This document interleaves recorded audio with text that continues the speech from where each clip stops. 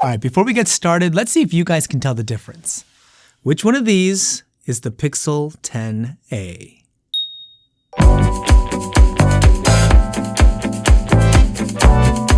Hey, it's Jason. This is the new Pixel 10a, Google's latest offering within their budget smartphone lineup, and it's very possible that you might just be saying to yourself, bro, isn't that just last year's Pixel 9a? And look, there's no ifs, ands, or buts about it. This phone will likely go down as the most iterative update to ever make its way to a new device, as so much of the Pixel 10a is the same as last year's offering. However, it's not a complete identical twin to the previous generation, as there are some important differences here. I've actually spent the last 2 weeks using this phone every single day. Google sent out a review unit for me to check out, so I've been putting it to the test and really dissecting what its unique features are, all in an effort to help you figure out if the Pixel 10a is the right phone for you. And before we jump into it, a real quick plug for the JSL newsletter. I send subscribers out a brand new full-res wallpaper every single week, as well as links to really good tech deals and fun articles written by me. It's totally free. The link to subscribe will be in the description down below. Okay, first let's talk about the Pixel 10a's physical design. Believe it or not,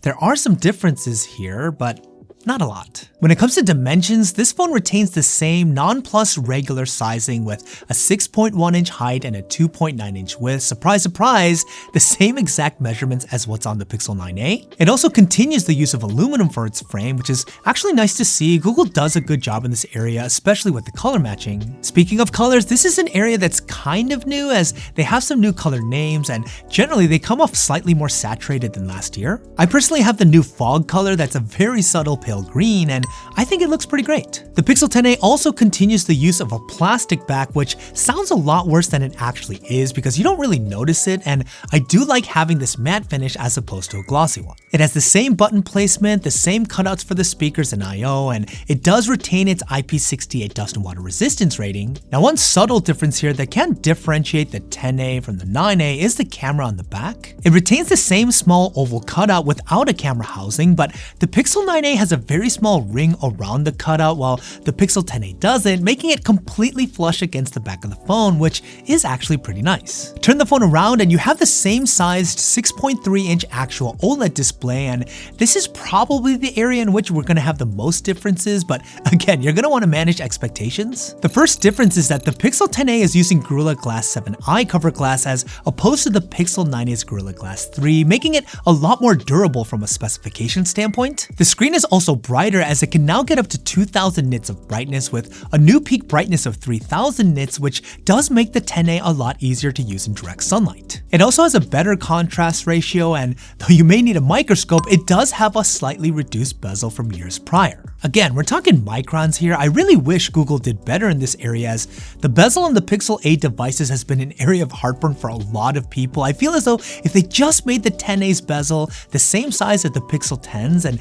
literally did nothing else, it would be enough for it to be considered a well-received upgrade. Because you still get all the good stuff with the screen, like the variable 120Hz refresh rate that works really well and the easy-to-use in-display fingerprint reader for security. Seriously, if it was just a bit more immersive, I think it could have gone a long way and made the lack of changes elsewhere a lot easier to swallow. But let's get into what's inside the new Pixel 10a from both a hardware and software standpoint, because Google must have made the most changes here, right?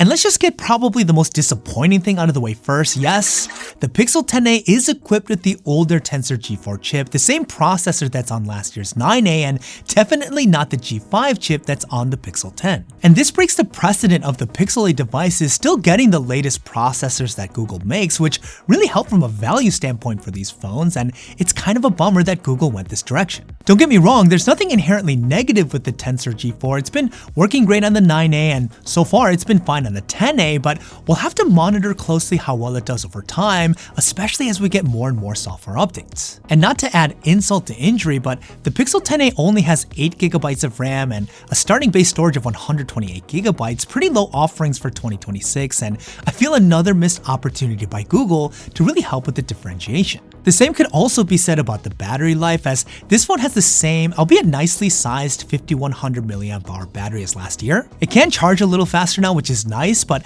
alas, it doesn't have the new Pixel Snap capability for MagSafe, something I think many of us would have loved to have seen on the new Pixel 10a. Okay, but what is it like actually using Google's newest phone? And the answer is going to be familiar, and hear me out on this one. That's not a bad thing. The Pixel 10a lives up to the reputation that the Pixel A series work really hard to get, in it that it performs really well in virtually all areas. The pure Android experience is well optimized and lag-free. Consuming content with this phone is solid, especially with the high refresh rate, and even playing games on the Pixel 10a hasn't caused the phone to crash out. The phone also does great with all of the Gemini AI features despite being a relatively budget device, and even though a lot of them I'd still put in the gimmick category, I do think that the Pixel has the best AI experience on a mobile device to date. And look, we can't be doing a review of the Pixel and not talk about camera performance. Rest assured, the cameras on the Pixel 10a perform great, despite being the same as last year. So you get the tried and true 48 megapixel main sensor that's paired with a 13 megapixel ultra wide and a 13 megapixel selfie camera, all of which do really well when it comes to still image photography. This is one area of the phone that I'm okay with it being the same, as Google's image processing and computational photography magic is what a lot of people are looking for when going with the Pixel. And the photos coming out of the Pixel 10a are sharp and saturated, maintaining that stylized look that has been so popular for many years now, and it's still to me the easiest phone to use when taking pictures, as it's really hard to get a bad shot. It does still struggle with portrait mode, however, a problem across all Pixels in my opinion, and it would have been cool to have added some new hardware like the new center stage camera that's on the new iPhone 17s. Now when it comes to video, the Pixel 10a can shoot 4K video at up to 60 frames per second. That's a solid good in terms of quality. It does well when there's a clear focus point in the frame, but the colors are just okay, and I know most people won't care, but still no 4K and 24 frames per second, which is kind of a bummer. So all to say, with all these similarities, I think even calling the Pixel 10a an iterative update might be kind of a stretch. And I was thinking about this while using the phone over the past 2 weeks. This device reminds me a lot of the iPhone 14. If you guys remember, when Apple released that phone, it was essentially an iPhone 13 with different colors, as there was virtually nothing new that the device brought to the table, but it was kind of on purpose as it was the bubble iPhone. Apple needed to use that year to pause any upgrades so that the following year, all the non-Pro iPhones would be better differentiated from the Pro-level iPhones, and I feel as though that's the only explanation for why the Pixel 10a exists. This is Google's bubble Pixel device, one that has to be put in place so that in the future, the Pixel 8 devices will be better differentiated from their flagship Pixel phones. At least that's what I think. I could be totally wrong, so let me know what you guys think. Why do you think Google made a phone that's basically the same one as they put out last year? Curious to get your thoughts. Let me know what you guys are thinking in the comments down below. And in case you want to know just how similar the 10a is to the 9a, check out this dedicated review of the 9a here. You're not going to want to miss it.